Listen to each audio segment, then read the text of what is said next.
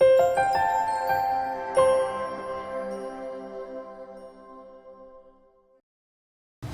I'm Gina Tabrisi, licensed marriage and family therapist, and I want to continue these talks with you to kind of enlighten, guide, and support you wherever you are in your journey.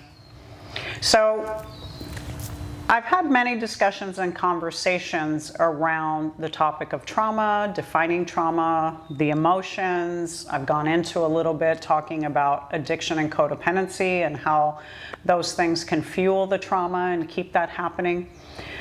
My thought now was, when do you hit a point where enough is enough? I've addressed the issue that when you get to that point where you've hit your very rock bottom, where you are so tired of being defined and held back and identified with your past, your trauma, your hurt, you're tired of feeling that you're a victim, you're tired of being victimized, you're tired of your addictions or your codependency and feeling stuck and trapped in these unhealthy, obsessive behavioral patterns, and you're done with all of that. You've hit that place that I like to call enough is enough. Wherever you are and whatever you're doing right now, as you're taking an inventory of your life and all the ways that you are sick and tired of being sick and tired, think about the relationships you're in right now, whether it's marriage or partnership or dating or kids or family, cousins, brothers, sisters, aunts, uncles, mothers and fathers. Whatever relationally is going on with you right now that you look at and you take an inventory and go, I'm sick and tired. I'm sick and tired of being the person that isn't seen and heard. I'm sick and tired of not being validated. I'm sick and tired of being judged. I'm sick and tired of being questioned. I'm sick and tired of feeling less than, unappreciated, unworthy, and undeserving in the relationships in my life that are supposed to matter the most to me. Why is it so important as we navigate through trauma and navigate through these behavioral issues, addiction, codependency? Why is it so important to now look at who am I relating to in my life? Because who you're with is holding you back. If you are now on a journey to heal yourself and you want to get to that next level of healing, you need to understand that who you surround yourself by can change that too. See, I talked a little bit about Healing is a Love Story, which is actually the name of my book. But when you begin to love yourself in the process of healing, that is the greatest love of all. That's when the most healing is going to come. You have now taken steps towards allowing some healthy people in your life, or you have a therapist that you trust, and you're starting to get your sea legs, you're starting to feel a little stronger, you're starting to build that self-esteem, but you take an inventory around you and you see that the people in your life are not well, they're not healthy, or they're still behaving the way that they used to when you were the sick one, whether you were the sick codependent or the depressive or the one with anxiety, with PTSD, alcoholism, drug addiction, whatever it was. And they're still treating you like you're that defective, broken, insignificant, destructive person. And you've changed, and they're not allowing that change to happen. They're keeping you stuck. They're still treating you like you're unimportant. They're still treating you like you're the problem. You need to stop in your tracks and say, enough is enough. I deserve to be treated exactly how I am right now, perfectly, magically, wonderfully whole. A beautiful human being who's evolving, who's changing on a daily basis. I don't need to surround myself with people that are limiting me, judging me, putting me down, questioning me at every turn. See, as you're healing, the people around you might not come with you in your story, and we get stuck and trapped in thinking that I love you, I'm married to you, or we're in relationship as partners, or we've been in this long-term relationship as colleagues, and I'm supposed to stay with you forever, right? No, there are seasons and reasons for every relationship. And as you heal, one of the hardest things you're going to have to know is that you're going to have to leave people behind. When enough is enough for you, you won't stay where you're not wanted. You will not stay where you're not treated with love and dignity and grace. Unconditionally loved, not love where I have to meet your expectations and I have to do X, Y, and Z, and I have to talk a certain way, and I have to hang out with a certain group of people that I don't even like because that's your definition of what loving me is. No. It shouldn't be that way. Unconditional love means I love you exactly right now. You're wonderfully, perfectly imperfect mess of a human being, because that's who we all are. We're these people constantly evolving and changing. It's like witnessing a baby being birthed, and it's the most beautiful, exciting, wonderful time in your life. But when that child comes out, trust me, because I've had two of them, you're terrified, because they don't come out perfect and beautiful and pink and wrapped in a bow, okay? They come out an absolute complete mess, and sometimes even scary. I can say that, okay? Because I've experienced it. So it's an analogy for you to look at and say, I am that child, and I am being birthed, and I'm being catapulted into this new opportunity in my life, and I cannot hold myself back with the people that don't want to lift me up and encourage me and move forward with me. What else is enough in your life? Enough is enough with toxic, bad relationships that are holding you back. Where else are you limiting yourself? Are you going to a job that you absolutely have no passion for? Are you working with people that you don't like?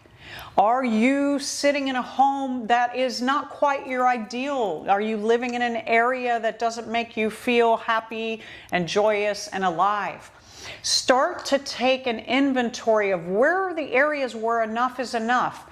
Have you done damage to your body through all of these years dealing with trauma and dealing with adverse circumstances and dealing with addictions and dealing with unhealthy people? Have you damaged your body? Have you put on weight that is beyond comfortable for you? Are you restricting it and not feeding yourself and not nurturing yourself, and so you're frail, thin, and you look pale and you've got bags under your eyes? Are you doing things that is medically, physically, and psychologically diminishing you? Are you withering away? Is this your punishment now? That you're getting healthy? That you're breaking away from old patterns and old behaviors and old people? That you're finally getting your past behind you? Are you now sitting in the destruction of that and saying, well, I guess this is as good as it gets? It's not true. It is absolutely not true that this is as good as it gets. As soon as you define for yourself as enough is enough, start writing down all the areas, all the people, and all the things you think about when I use the words enough is enough. And make a list and inventory that you are going to start to tackle as you come into your own, as you start to claim your space on this planet and say, I'm starting to heal and I'm starting to feel good about myself. And I want to honor and love myself. So enough is enough. I'm going to break free of any toxic behaviors that I have. I'm going to seek help for them. I'm going to do self-help. I'm going to go online. I'm going to go see a therapist. Whatever you need to do. I'm going to finish reading Gina's book. Whatever it is that's going to help you to get to that next stage and that next phase of your life, do it. Don't let anybody tell you that it's not possible for you, because change is possible for anyone as long as they're willing to do it, to take the steps and the actions to change and to commit to it. You are not limited by anything or anyone except your own self-defeating thoughts. And you need to check yourself. You need to deeply listen and hear those thoughts and messages that you're still giving yourself that's limiting you from breaking free, especially from toxic relationships. If right now you find yourself surrounded by family members or loved ones or friends of yours that you've known forever that make you feel small somehow, that you somehow feel judged, you somehow even feel betrayed by them, but you think, well, we're family, we've been friends forever, I'm going to keep putting up with this behavior, it's time to say no. It's time to say, I'm not willing to take this relationship any further.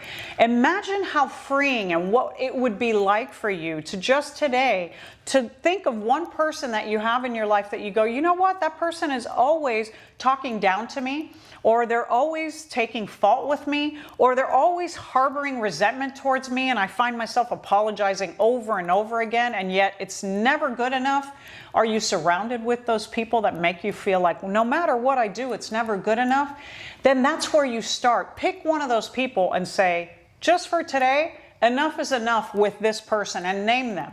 Mary, Sue, Bob, Terry, Maheen, sorry, because family members and friends' names are going to pop up to me now. Gina, Fareed, who's my hubby, whoever it is in your life, Sue, Juliet, Julissa, whatever. Start thinking about that person and name them.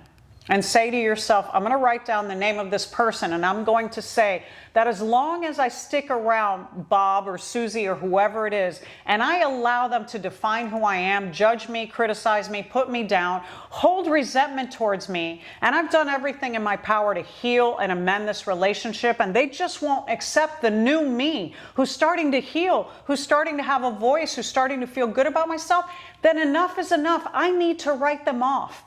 And what I mean by that is not to be angry and violent and rude and say, I don't need you no more. You're the worst person I've ever met in my life. You're out. Is just to do for yourself is to write on that piece of paper and say, this person is on my enough is enough list. And it's time for me to let them go. And whether that's me meditating in my own house and thinking about them and sending messages of love and kindness and compassion, but saying, I am slowly going to start to disentangle myself from you and cut off that umbilical cord. I love to tell my clients when they're stuck in toxic relationships that I go, imagine you're attached to this person by an umbilical cord and it feels unnatural for you to cut the cord, because as a baby you're not the one who separates you from your mother. It's usually the doctor, right? Or maybe it's your dad or a witness who was there to help cut that cord.